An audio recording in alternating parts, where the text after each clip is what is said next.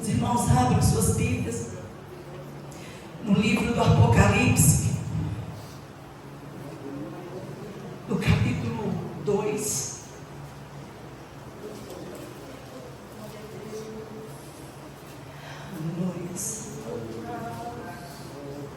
Nós vamos ler dos versículos 1 ao versículo 7. Apocalipse, capítulo 2.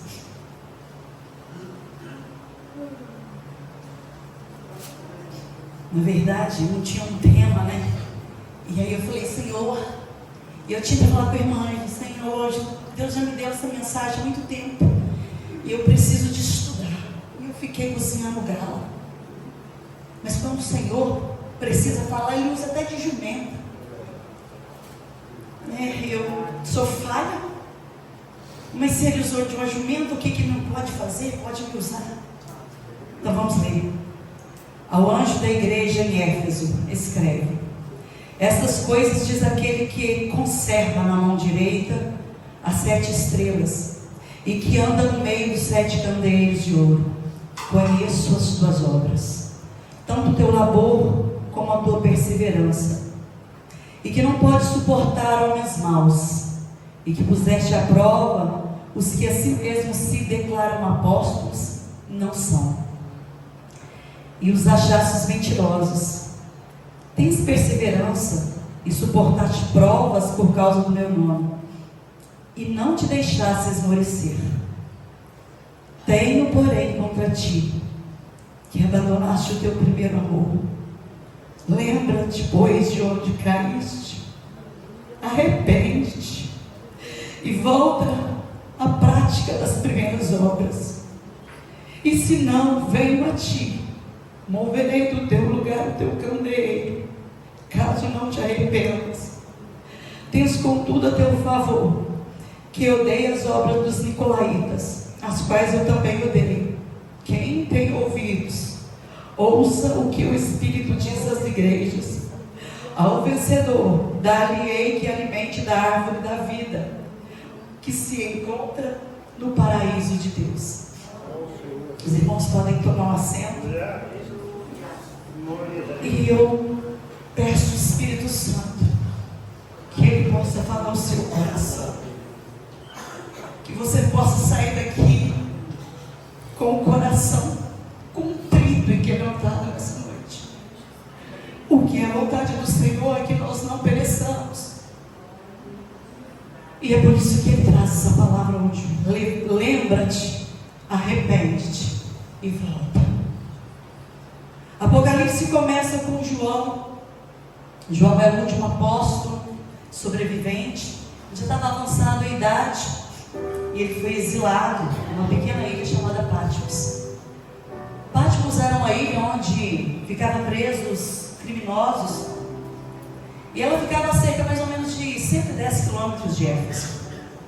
Naquele tempo, todos os outros apóstolos já haviam morrido por martírio, por causa do amor e por causa de pregar o Senhor Jesus. João era pastor de Éfeso, igreja fundada por Paulo. Posteriormente, depois foi pastoreada por Timóteo, e depois de um tempo, João pastoreou essa igreja. Éfeso era uma metrópole de Roma, com cerca de mais de 400 mil habitantes. E aí eu achei que era uma cidadezinha pequena, mas não, era grande. Éfeso era um centro comercial, cultural, religioso, com uma infraestrutura avançada. Possuía portos movimentados e tinha uma forte economia. Porém, era uma cidade extremamente pagã e idólatra, onde se cultuava uma deusa chamada Artemis ou Diana. E em Éfeso ficava um templo grandioso, suntuoso, todo de mármore, da deusa Diana.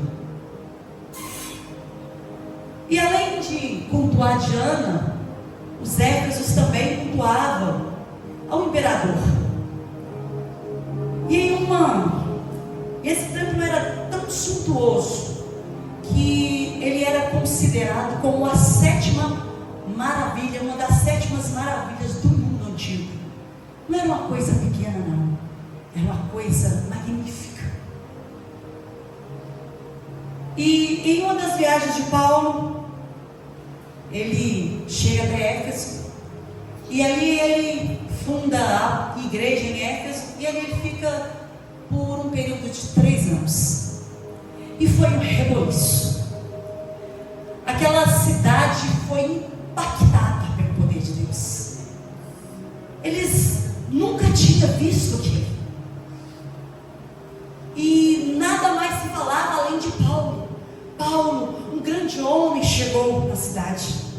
E naquela época, a venda de imagens e de miniaturas do templo, ela fomentava o comércio local naquele lugar. E gerava um grande negócio para os comerciantes, para os artesãos. E a chegada de Paulo em Éfeso cria uma crise nessa economia de venda de imagens e de miniaturas. E a Bíblia diz que uma grande multidão vinha para ouvir os discursos que Paulo fazia. Milhares de pessoas vinham trazer aqueles livros de magia e queimavam em praça pública, traziam os ídolos e se rendiam a Jesus. A economia da idolatria começou a entrar em declínio e Paulo começou a ser perseguido com os demais cristãos. Ele já não podia falar do Senhor tão abertamente, porque os artesãos e os comerciantes daquele lugar começaram a ter um desprezo, um certo ódio de Paulo e dos cristãos, porque a cada dia caía mais o comércio, e o Senhor ia acrescentando salvos, e o Senhor ia aumentando, e a igreja crescia em número e crescia em graça e poder. Paulo implanta então várias igrejas em todas as províncias, e cada dia Deus ia acrescentando aqueles que iam sendo salvos. Aí nos meados de 90 depois de Cristo, João, ele começa a pastorear a igreja de Éfeso, e ele com muita autoridade, com muito poder, ele pregava sobre o evangelho de Jesus, pregava sobre o arrependimento, e na tentativa de calar João e parar a igreja, o imperador Domiciano, então ele envia João para a ilha de Patmos, na tentativa de parar a igreja, de calar João. E quando tudo parecia que estava acabado, quando a voz de João parecia ter silenciado, Deus abre os céus, e João teve uma visão do Senhor Jesus glorificado, porque a palavra do Senhor diz que o inferno, as portas do inferno, ela não pode prevalecer contra a igreja do Deus. Ela não pode parar de pé contra a igreja. E eu fiquei imaginando,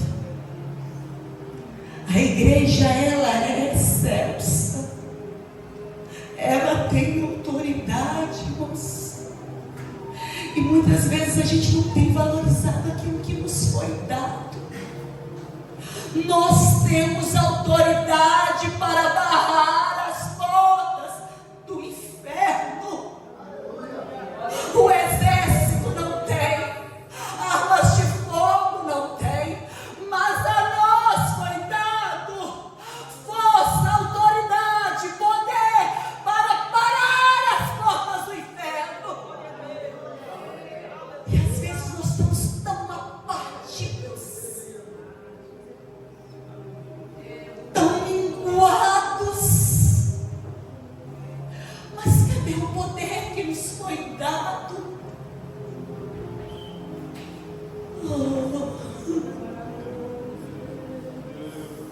Te foi dado o poder. te foi dado poder.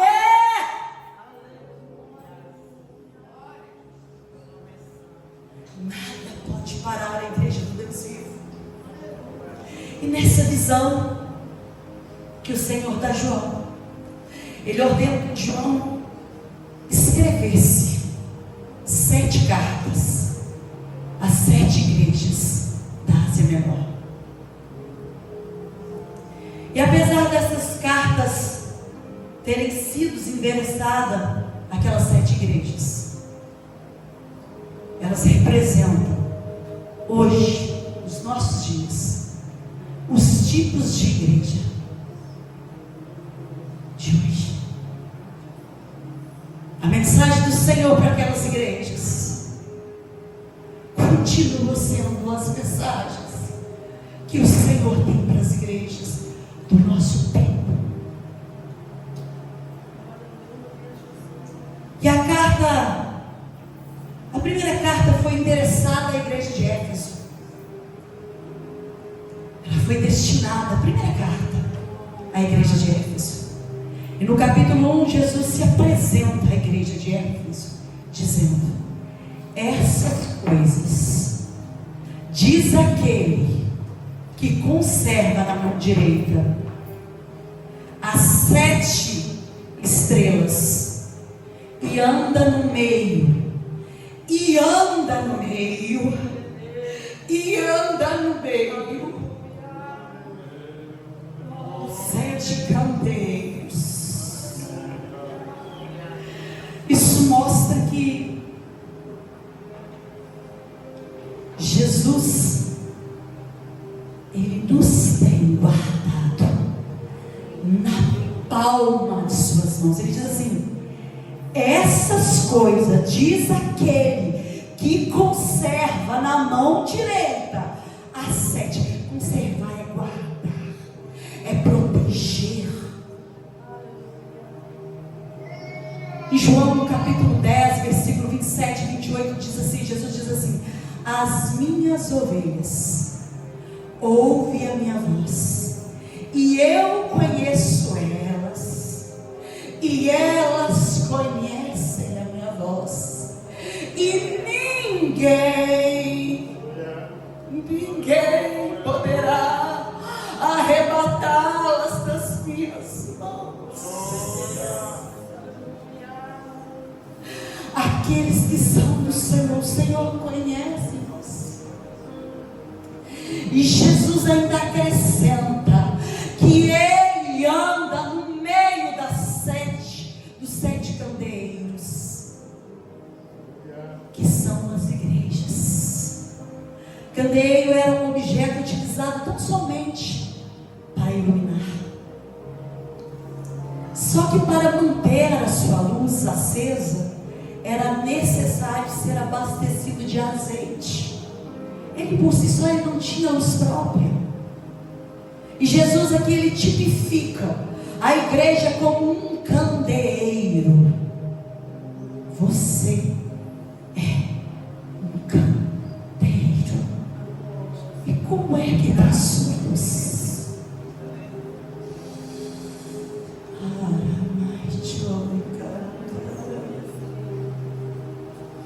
Em deixar o azeite acabar. Não se esqueça que candeeiro sem azeite não tem luz. Só pode ter luz se tiver azeite. Candeeiro por si próprio, ele não produz luz.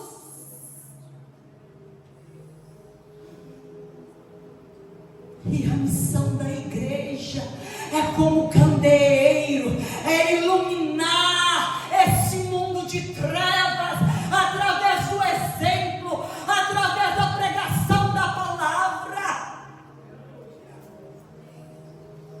Mas como candeeiro, ele não tem luz própria. A igreja também ela não tem luz própria. Ela precisa da presença do Espírito Santo. E nós precisamos nos atentar. Jesus não só está aqui, irmãos, Ele está aqui. E Ele não só está na igreja, Ele diz que Ele anda, Ele observa.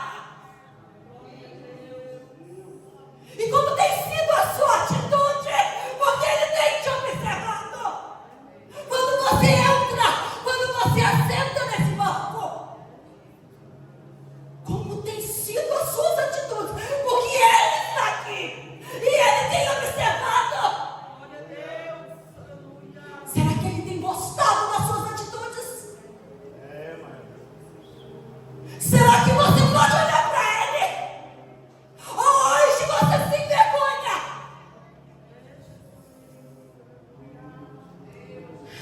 Como tem sido as suas atitudes? Porque Ele anda no meio da igreja. Não se deixe enganar. Jesus está na igreja, mesmo quando você acha que está frio. Ele está na igreja e Ele tem observado.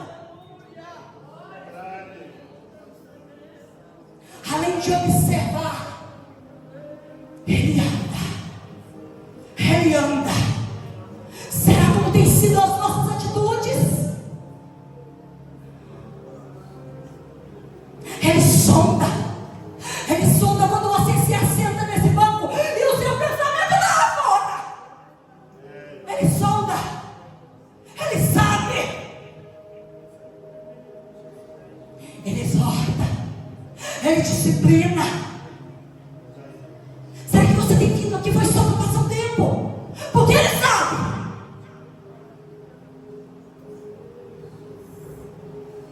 Jesus faz elogios nessa igreja de Éfeso por seu trabalho, por seu labor. Era uma igreja que aparentemente era uma igreja perfeita. A palavra labor em grego significa trabalho intenso e penoso, associado a aborrecimentos e fadiga. Então era uma igreja que trabalhava. Jesus reconhece e elogia essa igreja por sua dedicação, por seu trabalho pelo Evangelho, por sua perseverança, mesmo diante das perseguições, numa terra pagã e idólatra. Jesus elogia a igreja em Éfeso por seu discernimento espiritual. Os cristãos de Éfeso eram vigilantes, eles conseguiam identificar e rejeitar os falsos apóstolos e as práticas dos nicolaítas que ensinavam imoralidade. Eles sabiam, ou está errado, não é do Senhor. Eles tinham conhecimento da palavra. A igreja de Éfeso era madura, tinha um profundo conhecimento. Eles não negociavam a verdade, eles suportavam a perseguição com paciência. A igreja tinha boas obras, tinha fé, rejeitava a heresia. Podemos dizer que aquela igreja era uma igreja completa, aparentemente, porque os meus olhos, eles não conseguem ver aquilo que o Senhor vê. Os meus olhos só olham o exterior, mas o Senhor vê aquilo que está aqui dentro. O Senhor sabe o que passa. Mas o dono da igreja, que anda no meio da igreja, que é aquele que sonda a mente e coração, faz uma dura advertência a essa igreja. Essa igreja tão trabalhadora, ela recebe uma advertência dura. Aparentemente era uma igreja que todo mundo gostaria de estar lá se fosse hoje. Uma igreja que trabalhava. Uma igreja que ela suportava com paciência a perseguição. Sabe o que é isso? É não abrir mão. Suporta. Mas aí Jesus, Ele sabia, na verdade, o que se passava ali. Jesus, então, Ele faz a primeira advertência a essa igreja, dizendo assim: olha, Ele elogia, vocês são bons no que fazem, persistentes, têm obras, não aceita a heresia, mas tenho contra ti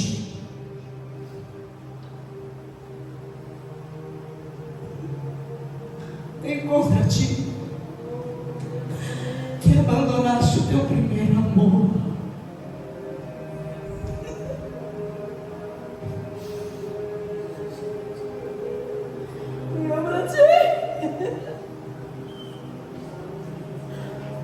Lembra de caíste, arrepende-te e pratica as primeiras obras, pois senão virei a ti e removerei do teu lugar o teu candeeiro, se não te arrependeres.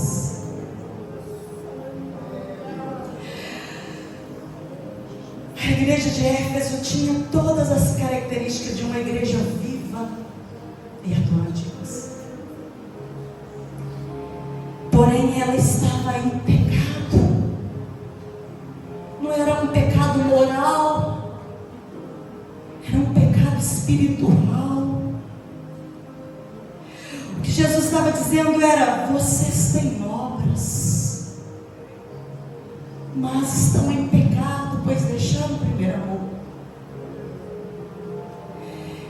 Eles perderam o primeiro amor, irmãos, mas eles continuavam trabalhando. Perderam o primeiro amor, mas eles continuavam servindo. Eles perderam o primeiro amor, mas eles continuavam atuantes, fervorosos. Mas Jesus estava dizendo para a igreja de Éfeso: tudo que vocês fazem para mim é nada. Vocês fazem tudo, mas não me agrada. Não basta servirmos. O que Jesus estava falando: não basta vocês me servir, tem que servir com intensidade, com profundidade. Não é servir só de boca, é com amor, é com paixão, é com queimar na alma. Oh, irmãos, o Senhor está aqui. Não sou eu que disse, não a palavra. Ele disse que Ele está no meio, Ele anda. E Ele tem observado a nossa adoração vazia. A nossa adoração vazia. Nós sentamos para cultuar e muitas vezes a gente não consegue. Às vezes o pastor não percebe, o irmão do lado também não, mas o dono da igreja está vendo. Ele está vendo. Não pense, os irmãos, que o Senhor não me quebrou, porque Ele me quebrou. De madrugada meu esposo está ali, eu acordei chorando, porque eu já fui melhor. Marcos, no capítulo 12, versículo 30, diz assim: irmãos, é muito profundo isso. O nosso amor ao Senhor não é qualquer amor, não é qualquer coisa. No diabo Ele aceita tudo, Ele aceita te dividir, mas o Senhor não. Ele quer exclusividade. Marcos 12, 30 diz assim: amarás o Senhor teu Deus de todo o teu coração, de toda a tua alma, de todo o seu entendimento e com toda a tua força. Sabe o que é isso? Não é mais de qualquer jeito, não. Isso significa que Deus quer ter prioridade nas nossas vidas. Não é só amar, é amar entendimento. A nossa alma, ela tem que amar a Deus com as nossas forças. Mas muitas vezes nós achamos que vir à igreja só é o suficiente. Cantar um hinozinho só é o suficiente. Mas a palavra de Deus para nós é: lembra-te, lembra-te, arrepende e volta às primeiras práticas.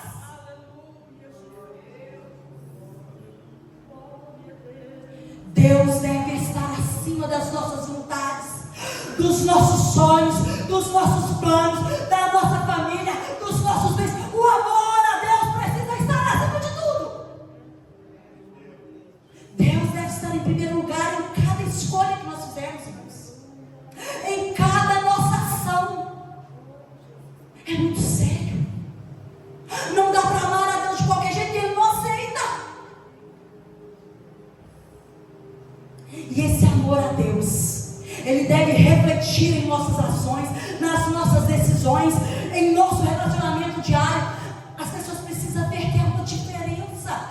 O nosso relacionamento, ele tem que transpor para fora, a ponto que as pessoas olham e falam assim: é diferente. Você sabe como está a sua vida com Deus? E não adianta se enganar, não, porque Ele também sabe. Ele também sabe que não está nada bem. Você já terminou.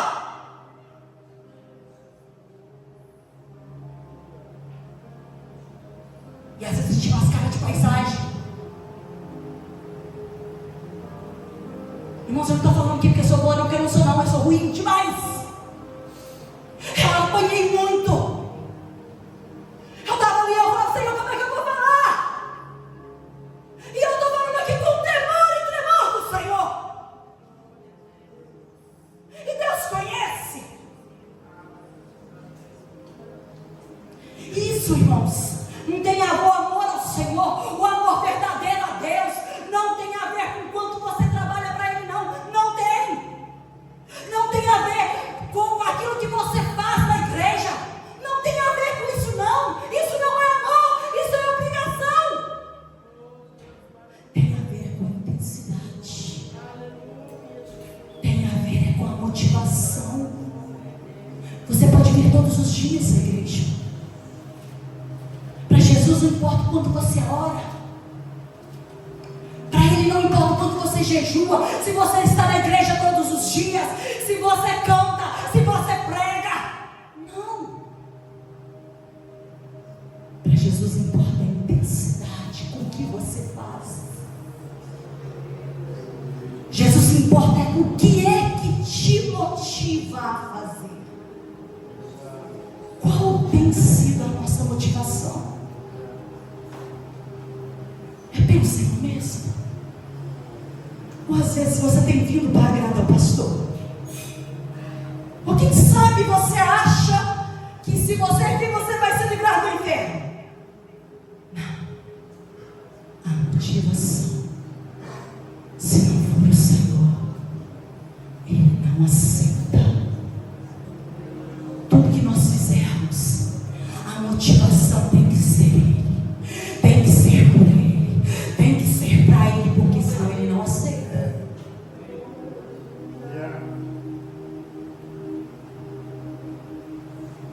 Mateus no capítulo 15, versículo 8 diz assim: esse povo me honra com os lábios, mas o seu coração está longe de mim.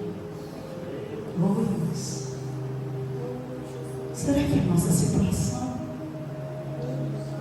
Porque Deus conhece, não adianta tapear. Em Mateus 7, 27 e 28 está escrito assim: olha, não adianta você vir, você fazer, porque diz assim: olha, muitos me dirão naquele dia: Senhor, Senhor, não profetizamos em teu nome? Não expulsamos demônios? Em teu nome não fizemos milagres? E eu lhe direi, disse Jesus, nunca nos conheci. Apartai-vos de mim, vós que praticais a iniquidade. E não são poucas coisas que nos afastam do Senhor, daquele primeiro amor, daquela primeira chama que ardia. Eu fui estudar. Muitas coisas têm nos tirado do primeiro amor. Mateus, eu quero que os irmãos guardem isso no coração. Mateus capítulo 24, versículo 2, está escrito assim: por se multiplicar a iniquidade, o amor se esfriará. Esse amor não é da quinta no mundo, não, irmãos. Algumas traduções eu fui olhar: o amor por se multiplicar a iniquidade, o amor de quase todos se esfriará. Jesus não estava dizendo daquele que está cometendo um pecado de vez em quando, não.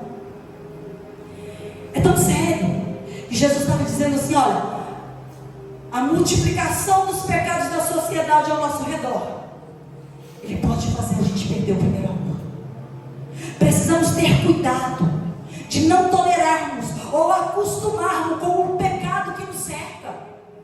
O fato de nós aceitarmos com naturalidade a violência, a imoralidade e aquilo que o mundo oferece, às vezes a gente aceita com naturalidade, a gente não faz, mas a gente aceita. É hoje em dia esse mesmo. Isso pode te levar a ficar distante do primeiro amor.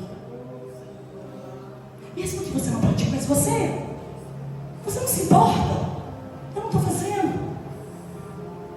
mas está ficando natural. Nós precisamos amar aquilo que Deus ama, mas odiar aquilo que Deus odeia. A perda do amor, do primeiro amor, ele não é uma coisa assim instantânea, não. Ele vai acontecendo aos poucos. A distração hoje tem sido outra coisa muito eficaz que Satanás tem usado para nos afastar do primeiro amor. As pessoas estão se envolvidas cada dia mais com o trabalho, com rede social, com os seus negócios, com o seu bem-estar, com a beleza física. Não que seja, não tem problema, irmãos. Você trabalhar, não tem problema. O Senhor manda trabalhar. Você se cuidar, o Senhor manda você se cuidar. Nós somos templo do Espírito Santo.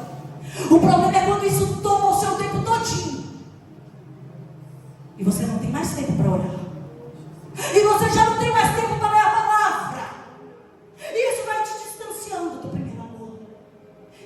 É devagar, é aos poucos.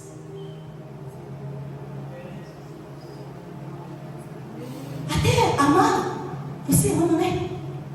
Mas quem sabe está como Éfeso: ama sem profundidade, ama sem intensidade. E se Deus ele não estiver no primeiro lugar, irmãos, no segundo ele não está. Ele exige adoração e amor exclusivo. Em 1 Pedro, no capítulo 5, verso 8, diz assim: olha, Pedro nos ordena: sede sóbrios e vigilantes. Cuidado.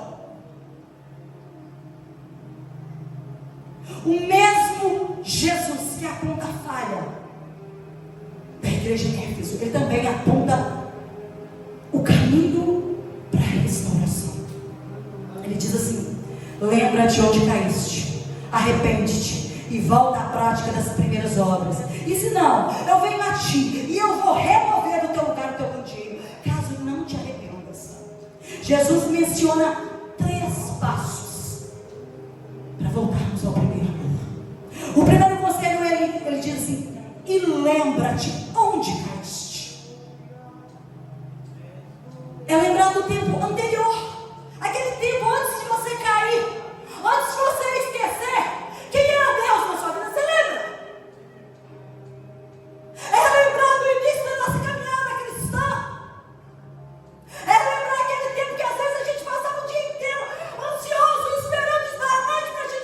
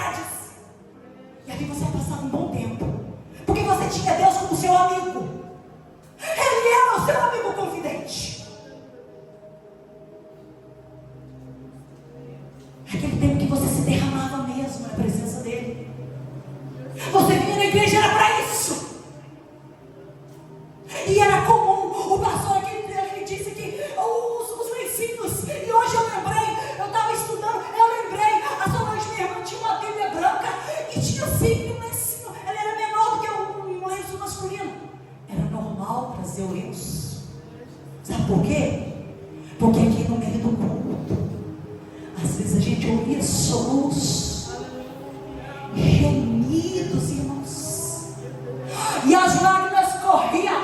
Era necessário lenço. Hoje a gente está com os olhos secos e o coração pior ainda. Todo mundo trazia um lenço. Eu lembrei do lencinho dela, era um lenço branco com lilás, e ela sabe disso que ela está ali. E esse lencinho, ele servia para secar as lágrimas. Os nossos olhos estão tão secos e o nosso coração tão endurecido. Mas hoje é dia de lembrar. Hoje é dia de lembrar. Porque nós estamos tão cheios de tanta coisa e tão vazio de Deus. E o Senhor está aqui, mas Ele não está aqui para nos condenar, porque nós deixamos o primeiro amor. Não, hoje Ele não vai nos condenar, não. Hoje a mensagem é: volta!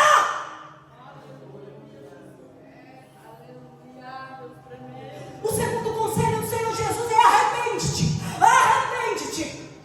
Arrepender é aquele sentimento de dor. Nós precisamos ter aquele sentimento de dor, de ter perdido o primeiro amor. Precisamos lamentar, chorar, clamar pelo perdão de Deus. A perca do amor é um pecado grave e ele requer arrependimento. No Tiago, capítulo 4, versos 8 e 10, versículo 8 e 10, diz assim: olha, chegai-vos a Deus, e Ele se chegará a vós outros. Purificai as mãos, pecadores, e vós de duplo ânimo, purificai o coração, afligimos, lamentai, chorai, converta esse riso aí no seu rosto em lágrima, porque não está bom. Humilhe-se na presença do Senhor, e Ele vos exaltará. Precisamos nos humilhar, irmãos. É humilhar, é sentir a miséria que nós estamos. Porque você sabe que está assim, e o Senhor também sabe. Não é novidade, você sabe. E nem tem que esconder, porque Deus também sabe.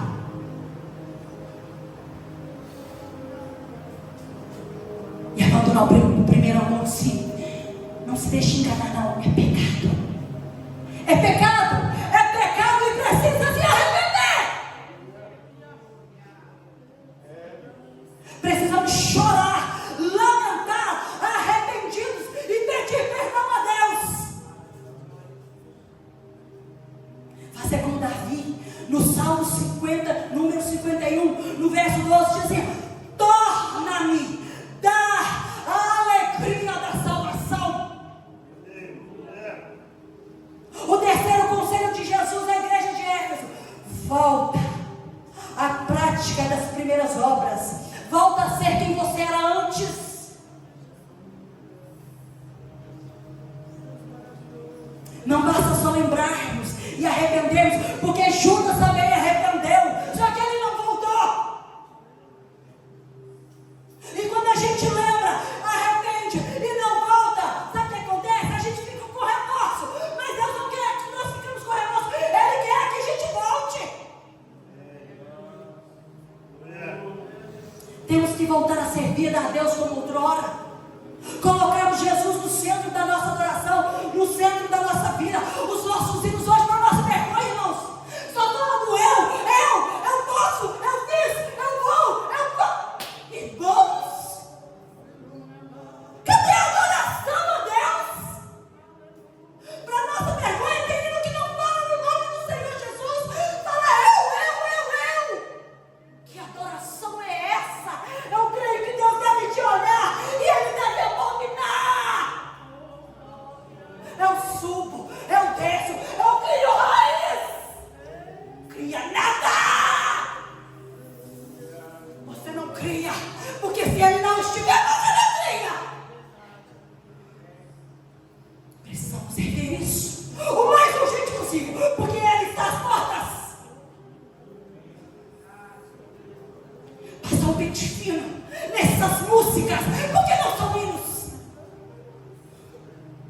Não é porque só faz sucesso que agrada a Deus. Deus não está preocupado se faz sucesso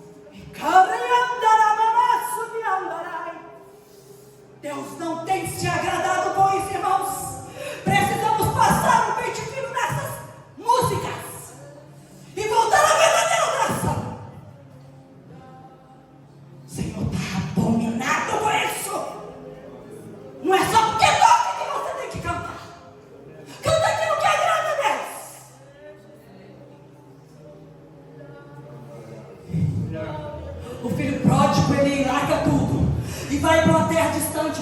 No domingo, quando o Senhor usou do irmão Luiz e do pastor aqui, Carlos, eu falei: Senhor, essa palavra mesmo, Senhor, me dá graça. O filho pródigo, ele saiu, ele errou, ele pecou. E quando ele está lá no mundo, quando ele está perdido, longe do amor do Pai, ele lembra que ele tinha um pai. Ele lembra da vida que ele tinha. E aí ele arrepende. Ele pede perdão. E sabe o que ele faz? Ele não fica só dizendo, ele volta.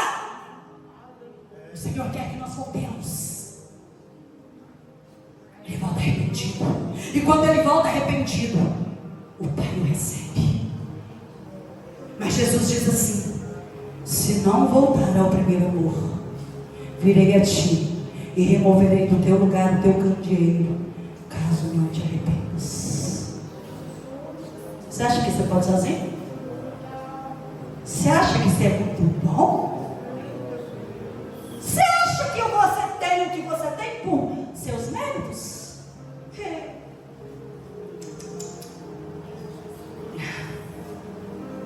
O desejo do Senhor Jesus é que nós voltemos ao primeiro amor. Mas caso contrário, a nossa luz irá se apagar por completo. Pois o candeeiro, ele não tem luz própria, mas a luz provém do Espírito Santo. 1 Coríntios capítulo 11, 31, 32, a gente lê muito.